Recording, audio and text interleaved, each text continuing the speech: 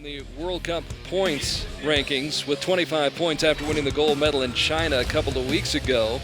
So he's got 25 points. Martin Damsbo picked up only 5 points in Shanghai, but he's got a chance to pick up 18 more points right here and right now. As Martin Damsbo comes out first out of the tunnel, Martin with a strong week, qualified with a score of 707, had 60 10s, 30 X10s.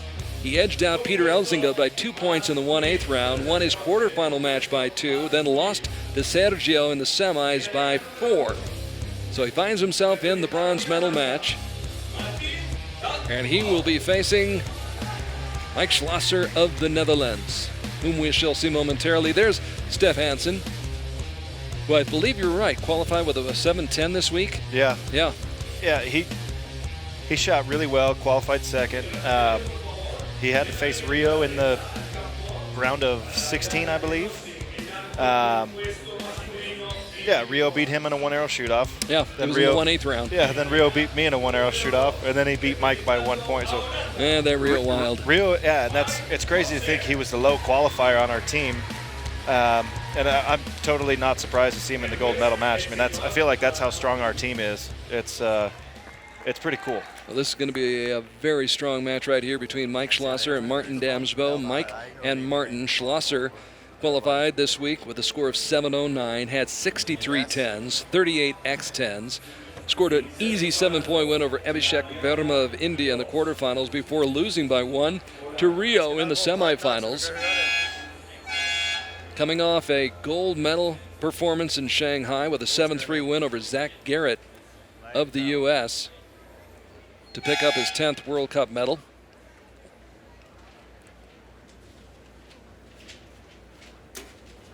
And the interesting thing about Mike is we all know he's been fighting the yips a bit in finals matches. So to see him start with a 10 is really big. Midt 9 klokken 9. Kom så Damsbo.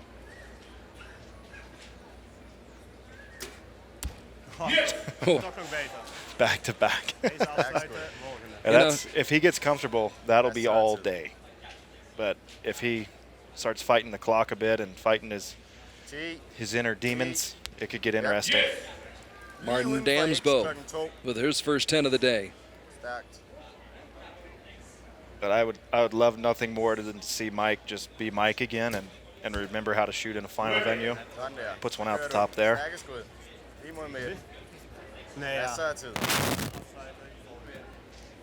And Martin with a chance to tie it up. Held a long time, but it pays off. Give it count. Works out, and we're tied at 29. So Martin Damsbo with a score of 29. And let's get back to the point you were talking about. He's admitted it himself. He makes no secret of the fact that, his nerves under the spotlight in the finals have kind of been his undoing. But, I stop and I think he's only 22 years old, too.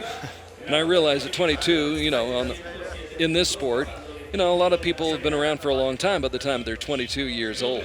But at the same time, 22 is still 22. Right. I look back on, as far back as this event last year, which was in September, and from then on, I can't think of a final Mike hasn't been a part of, and that includes indoor, outdoor, virtually everything. He's been in every final. So, for him in China, he said, you know what, I'm going to go out and just try to work on my issues, work on keeping things strong through the shot, and he changed releases. He tried some different stuff. Give him credit for that. He wasn't concerned with the results. He was concerned with the process, and I think that's really going to help him. So far, his shot looks good. So tied at 29, we start the second end. Schloesser. Yes. There it Slips is. one into the 10 ring. Yeah, and he's, again, here at another final stage. Any problems he does have, he gives himself plenty of opportunities to work them out.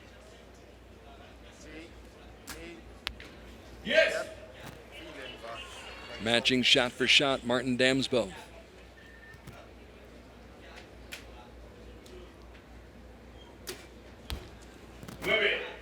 Just out the bottom at 7 o'clock.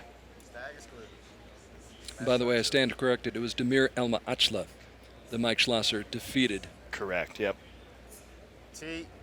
9. I think someone cut and pasted the notes a little wrong. For Just us. a little bit too much cutting and pasting too late at night, I think. Rigtig godt ud, det der. It happens. Yeah, the mic. I'm going to blame it on jet lag. Yeah, there you go. We've had plenty of that. I'm not even sure where I am sometimes. And Mike and Demir had that crazy match where Demir got too nervous, couldn't draw an arrow. Unbelievable, you know. You're watching it, just feeling for the guy, and it's painful to watch, and it happens. And Mike's going, "Wow, I have shot so poorly. Now I've got a new lease on life." And it was for him, you know, it gives him the opportunity to just work on his shot again, not worry about the score or anything happening around him. Just shoot arrows. Martin Damsbo shooting some great arrows and taking a lead right now. It was tied at 29 after the opening end, but a perfect end here in the second end for Martin Damsbo. 3 straight 10s, 2 of them X10s. And Schlosser wasn't far off the mark, only had that 9 on his second shot. Yep, and pulled a couple liners on that one. It's interesting to watch Mike shoot because when he's on, it's like dead center every time. And when he's struggling, it's still a good 10 most of the time. So to see him miss it all is rare. I mean, look at his scores through the matches. He had a couple 150s, I think, and pretty much was in control the whole time. You know, the interesting thing about sports, and you and I have been around all types of sports, it's so mental. Any game, it's mental. You know, you see things happen, and we're human beings. Yeah. And human beings are prone to have those moments. Even the best are going to go into a slump at times, or for some unforeseen reason, something inexplicable will happen. Just happens. Yeah, and for Mike, I mean, that's inexplicable. Yeah, for most people out here, shooting No, I'm just 10s kidding. is not hard, right? Mm-hmm. So shooting 10s when it counts is hard, but why? It's not the body, it's not the target. The target didn't change. It's all between the ears, and that's kind of the name of the game out here. If you can stay strong and just keep making the same shot that you need to be making, you'll do just fine. So you can see a little shake on the release hand there, but yeah, that's a little more movement than we're used to out of Mike. So back-to-back 10s, and immediately makes a bit of an adjustment. Couple of clicks.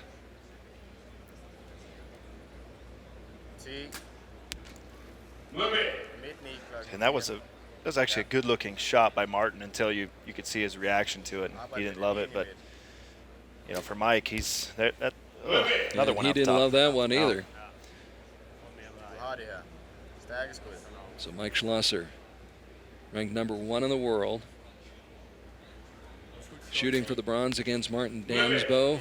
Pair of 27s, so the lead stays at 1. Yeah, they're both going to look at that number and go, wow, I should have made a move right there. You know, Martin's going to think I should be plus 3 or 4, and Mike's going to be thinking I should be plus 1 or 2. And of course, you could flip that around and say, man, I'm glad the other guy yeah. didn't shoot better. Yeah, you never assume he's going to, pick up a couple points either. Right.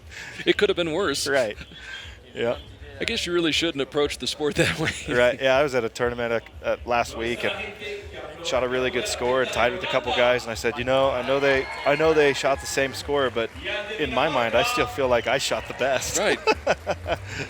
And actually, I think that's the key to any sport, in any event. If you don't think you're the best guy out there, even on your worst day, you've got to have that kind of belief. Yeah, I mean, you go out and be a nice guy and be a friendly competitor, but you still kind of got to be. You've got to be competitive, and you've got to be a little bit egotistical. If it's, you don't need to call it egotistical, but self-belief, You got to have a lot of confidence in yourself. Yeah, I mean, I've seen it in every sport I've been a part of. The people who have a lot of self-esteem tend to get the most out of themselves, whether they are the best or not. They make it work. People didn't love Steve Jobs, but he got a lot done. Yeah, he made things happen. He made things happen.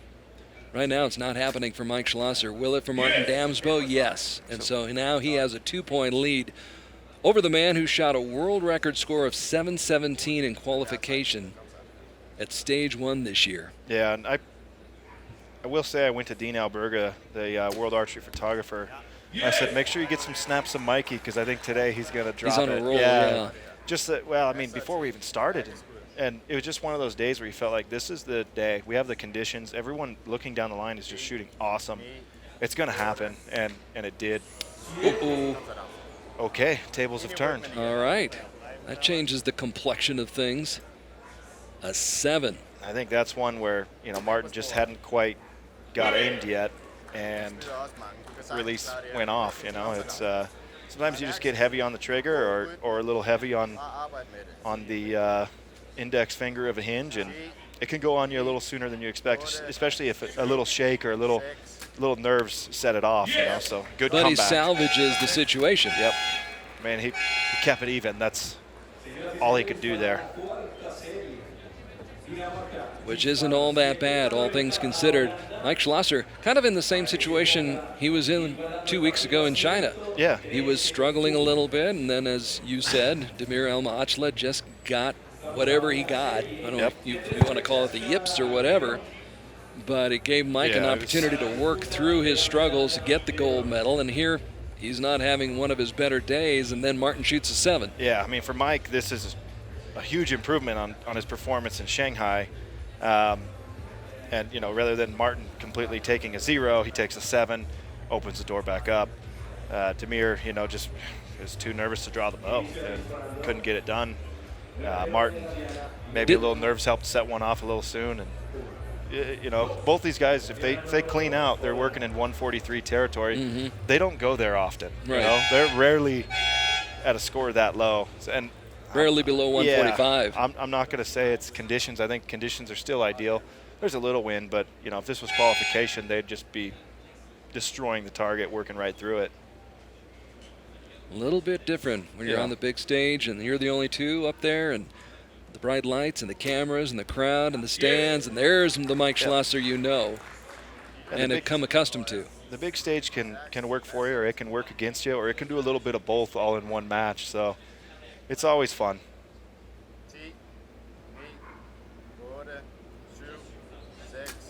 Taking his time and getting a 9. You know, like I told Alex Wiffler before we stepped up, I said, you got to really enjoy these finals.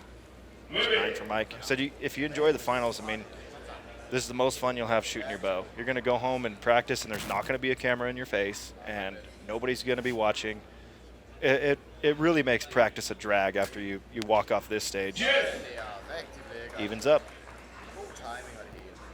Back and forth we go, much like the match just prior, which Sarah Lopez and Crystal Galvin fought back and forth. So 10 wins for Martin here. So a chance for Damsbo.